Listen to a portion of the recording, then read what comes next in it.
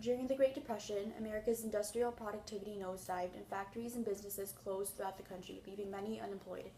Among the unemployed were African Americans, Mexicans, and women, all of whom were discriminated from jobs. African Americans were the last hired and the first fired. Women were denied factory jobs, and Mexican Americans were forced to go back home. Economic problems at home further strengthened America's will to remain isolated and to focus on their own problems. This policy of isolation can be seen in FDR's Good Neighbor policy. Although discrimination towards minorities continued, the 1940s saw many more changes in U.S. foreign policy as America took on the role of a world power and in the U.S. economy, which greatly improved as a result of World War II.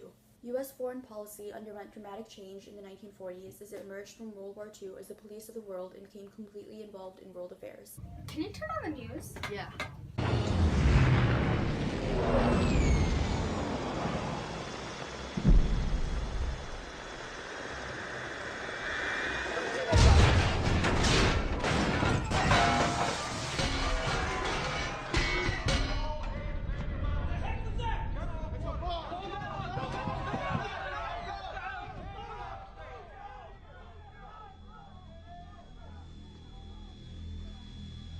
Son of a...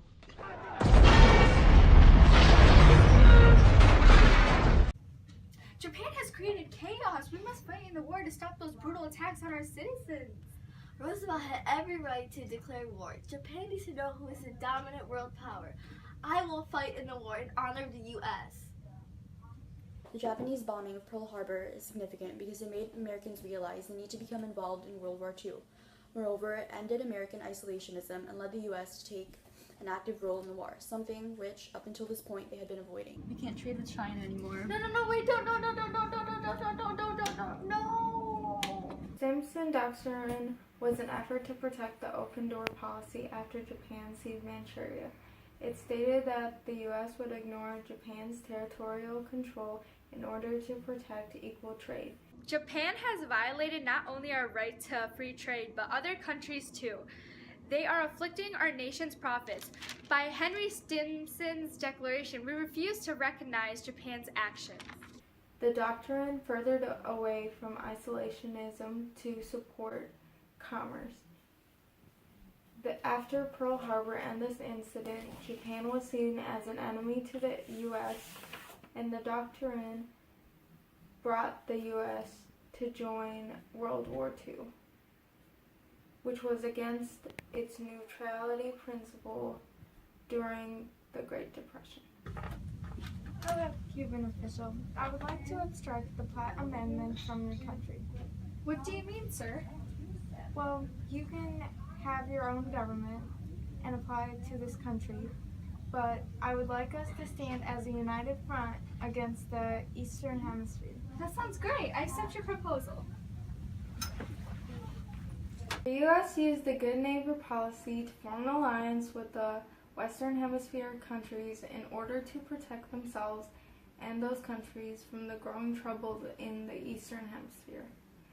The U.S. remained focused on protecting themselves and what they have, which is the main reason they joined the war after Pearl Harbor. The U.S. considered itself the police of the Western Hemisphere, and soon it will consider itself the police of the world. The U.S. participated in cleaning the impacts of the war, which contributed to the belief that the U.S. will stop a world war from happening again since they joined the United Nations later on.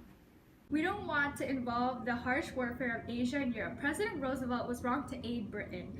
There is a recession here, and he wants to put the U.S. in more debt with the war. We must stand united and oppose getting involved in foreign affairs, just as Washington would if he was here now. Are we facing terrible threats around us? We shouldn't get involved in another war. Yeah, the last war only supported manufacturers and bankers. Are you sure this is the best solution? Yes.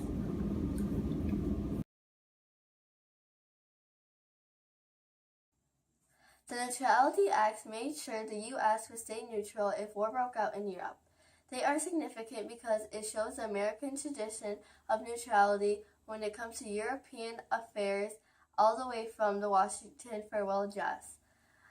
the Neutrality Act show isolationism because it shows how the U.S. was serious about not getting involved in World War II, but this changed after Pearl Harbor because the U.S. is no longer neutral. Times like these, it is immature and incidentally untrue for anybody to brag that an unprepared America, single-handed and with one hand tied behind its back, can hold off the whole world. Such a peace would bring no security for us or for our neighbors. Those who would give up essential liberty to purchase a little temporary safety deserve neither liberty nor safety. The Atlantic Charter and Four Freedoms speech showed that America was slowly going into World War II. The Four Freedoms speech brought up the ideal of America as someone to protect democracy. It also brought the idea of helping Britain out. Britain was a key role in keeping the barricade between the Eastern and Western Hemisphere. Thus, Americans were obliged to help Britain out for their own protection. The Atlantic Charter also showed this by FDR recognizing that America was soon to go to World War II. In doing so, he met up with Churchill in the Atlantic Ocean to meet up and talk about how to maintain the peace the United Nations was not able to do. In the Yalta, Tehran, and Potsdam conferences, Roosevelt, Churchill, and Stalin met and decided on peace terms and laid the foundation for post-war involvement. These conferences show that the U.S. is emerging as a world power that's dedicated to promoting peace and democracy. The 1940s also saw massive improvements in the U.S. economy that were enough to end the Great Depression. I believe this bomb could be a threat to Japan. Good, they have threatened our safety for far too long. So I just need to make some more adjustments. Well, make sure you get it done in time. The Manhattan Project was a top-secret organization in order to develop the atomic bomb to use on Hiroshima and Nagasaki. It was significant because Japan surrendered shortly after this bombing. This shows change because the U.S. funded the Manhattan Project, but during the Great Depression, the U.S. didn't want to fund science. We will gladly assist Britain if you apply these terms. What terms? Isn't the fight to keep dictatorial leaders out enough? These terms: self-determination for countries in the war, and no territorial expansion, and free commerce. Okay.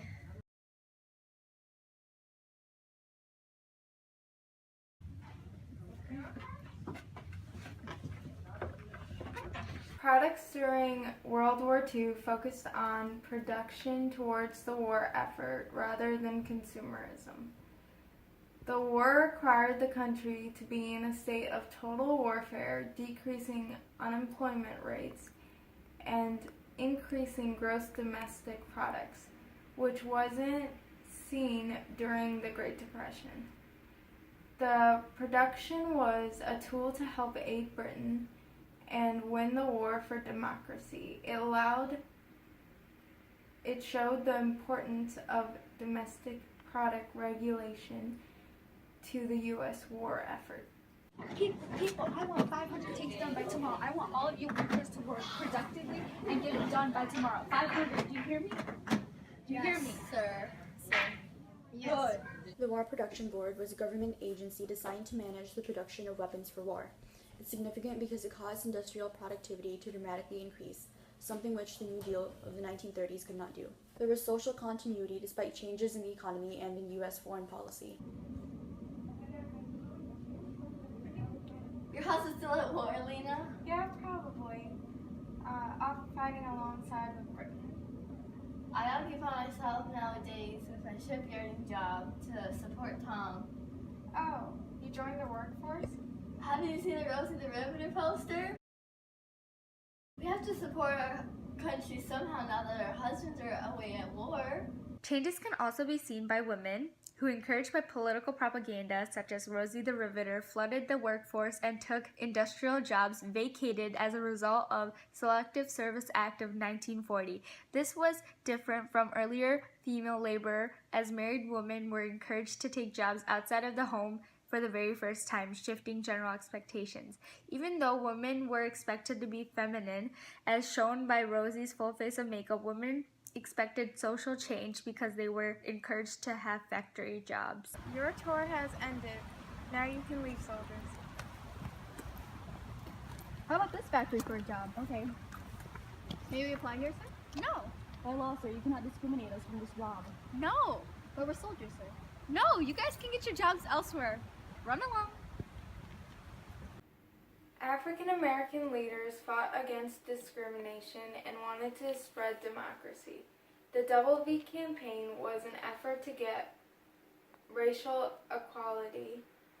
The government enacted the Executive Order 8802 to stop riots from happening, but the law was hardly enforced due to the beliefs of white supremacy and social Darwinism.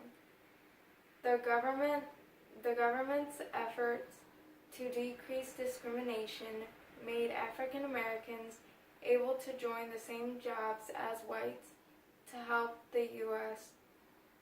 at home. Roosevelt aided in this effort. Ma'am, I need you to go outside. My daughter. I am obligated by the Internment Act to separate you and your daughter into internment camps. You can't just take me away. Mom! Mom! No! Mom! Mom! Japanese internment camps segregated the Japanese from other American citizens as a result of Pearl Harbor. The incident caused nationalism and patriotism for native-born Americans to rise, which in effect resulted in the discrimination of a race because of their looks. This is an extension on the idea of xenophobia